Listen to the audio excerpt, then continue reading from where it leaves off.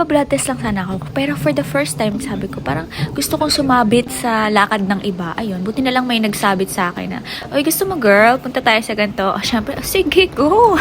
Daling kausap eh. Madalang lang talaga yung mga panahon na madali akong kausap. Mas madalas na mahirap talaga akong kausap at ayain. Pero ayun, dahil bored tayo, wala tayong magawa, sige, punta tayo. Pero bago kami magpunta sa dapat tayong puntahan, muna daw kami ng coffee. Mag-chocolate na lang kaya. Chocolate drink? Ayaw mo ng coffee? Oo. Ano rin, white coffee.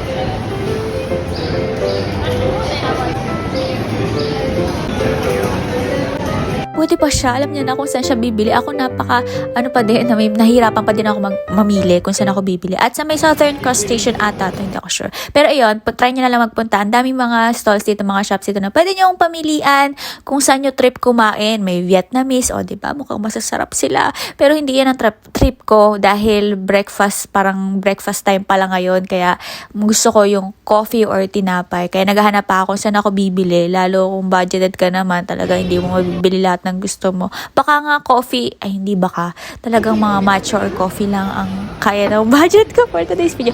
Ayan nga, so nakapili na ako kung saan ako bibili at dyan nga ako bibili ng aking coffee.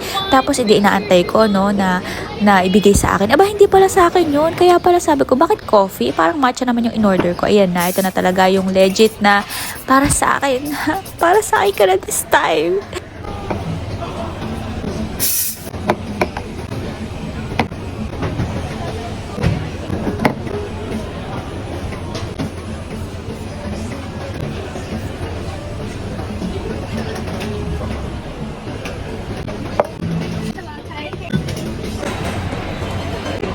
Sarap.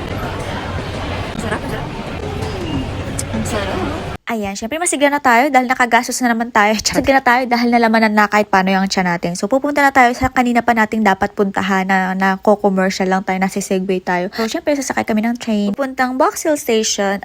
Diba? Ang saya ng train dito eh. Parang may enjoy mo umupo tapos mag-sightseeing.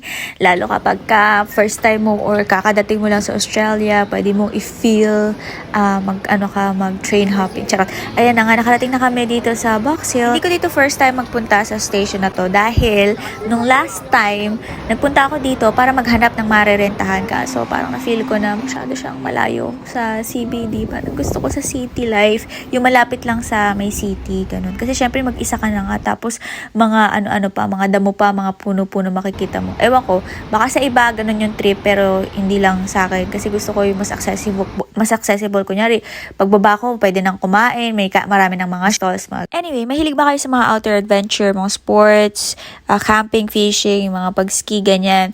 Dito kami pupunta sa Anaconda Store, which is an outdoor adventure and sporting retailer. Sumakay na kami ng bus, mga siguro mga 20 minutes. So, alam nyo na, wiwirdohan ako sa tawiran dito. Parang hindi namin alam kung saan kami tatawid. Nakakalito.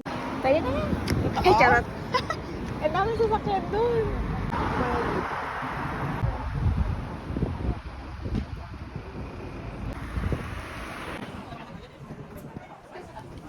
Siyempre, nakatawid na rin kami. Mga ilang minuto pa kami bago makatawid. Pero finally, ito na, narating na natin. May mga sale nga daw at mura daw yung mga bilihin dito para sa mga naghahanap ng mga gamit, mga coat, yung pang ski, ganyan. O kaya pag mahilig kayo mag-fishing, mag-camping, mga anything na outdoor activities. Ayan, meron silang mga binibenta dito. Pero syempre, parang nung nagpunta naman ako, parang mura na ba to? Bakit ganun? Parang hindi naman mura para sa akin. Anyway, baka mura nga para sa kanila, pero para sa akin hindi. Hindi naman din ako affected kasi sumabit nga lang ako. Hindi naman ako bibili. Wala naman ako planong mag-ski ngayon dahil wala siya sa budget. Hopefully next year makapag-ski na tayo kasi gusto ko talaga mag-try mag-ski sa snow. Pangarap ko yan. Actually, last year, sabi ko sa sarili ko, next year ay pupunta ako, mag-ski ako. Pero ayun, anong petsa na? Tapos na naman yung ng winter season dito. Hindi na naman ako nakapunta kasi out of budget na naman. May iba na naman mga pinagkagasto na pinaglaanan ng mga budget na malalaman nyo sa future. Ay, wow, may pinaglaanan ng budget. Kalain mo yun. Kala ko mga nonsense lang mga pinagbibili ko. Pero minsan naman, madalas pala, may sense. Feeling ko lang. Ay nako, pero kaya talaga ako makapag-ski. Pero kasi pagka nag-ski ako, bibili din ako ng mga ganyan, mga coat, ng mga yung mga pang-ski outfit. Hindi naman kamurahan. Medyo may pricey din para sa akin. Alam nyo naman, lalo pag nagtitipid ka, may pinag-iipunan ka, may pinaglalaan madadaanan ka mga ibang bagay. So, kailangan yung pag-ipunan at pag-isipang mabuti kung gusto nyo bang mag-ski, ituloy nyo ba ang pangarap nyo? Ski lang pala yung pangarap. Pero magastos na pangarap yan. Ito pala, ang dami nilang mga pang-camping o yung mga meals na pwede nyo dalhin kapag magka-camping kayo. Tapos kahit yung mga gamit pang-camping, kahit yung mga pangluto, yung mga utensils. Hindi pa rin ako nakapag-try mag-camping dito, pero alam ko, maraming mga lugar na magandang pag-campingan, pag-stayan. Pero may ugali kasi ko na mas preferred ko talaga, or kunyari maglalaan ng budget, mas gusto ko kasama yung family ko kapag pupunta somewhere, ganon.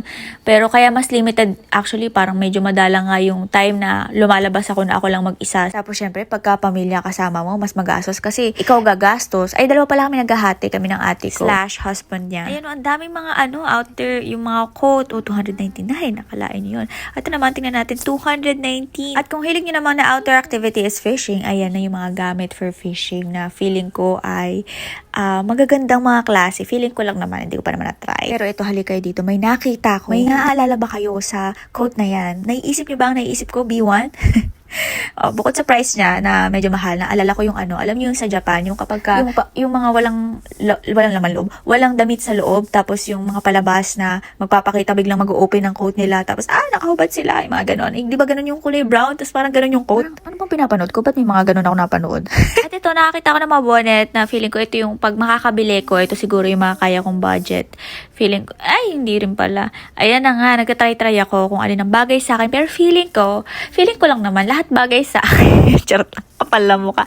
Diba? Ang dami iba-ibang style, iba-ibang kulay. Actually, hindi pala iba-ibang style. Parang iba-ibang kulay. At dahil nakapamili na sila, eto na, uwian na. Pero bago tayo umuwi, kumain muna tayo kasi medyo Tom Goods na us. Kaya, nagdaan kami sa Subway na nandoon lang din naman malapit sa store na yon. Parang gusto ko tuloy mag-Subway ngayon na natatakam ako bang pinapanood ko. Mahilig pala ako sa keso. Tapos, ayan, syempre, pinili ko lahat ng mga gulay na pwede. Kailangan pagka mga ganyan, susulitin natin ako. Anong pwede? Sige, ilagay mo, kuya. Bili sana akong cookie. Kasi natatakam ako. Pero tinetest ko kasi sarili ko na kung kaya ko bang magpigil kahit gusto ko yung isang bagay. Charot. Ayaw pong sabihin nagtitipid lang.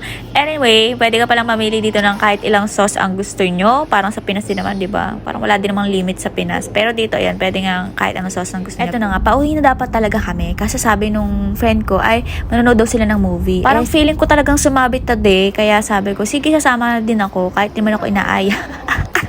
Ako yung nag-volunteer. Papanoorin daw yung Barbie. So, dito kami ulit sa Crown Hotel. Basta, ayan, diyan kami manonood na. I feel so rich. Kasi, nakatapak na ako dito. Tignan nyo naman, mga mamahalin ng mga binebenta nila. Na, syempre, hanggang tanawan lang tayo. Lalagpasan lang natin yan kasi sa cinema tayo pupunta. Nakapunta na din pala ako dito last time.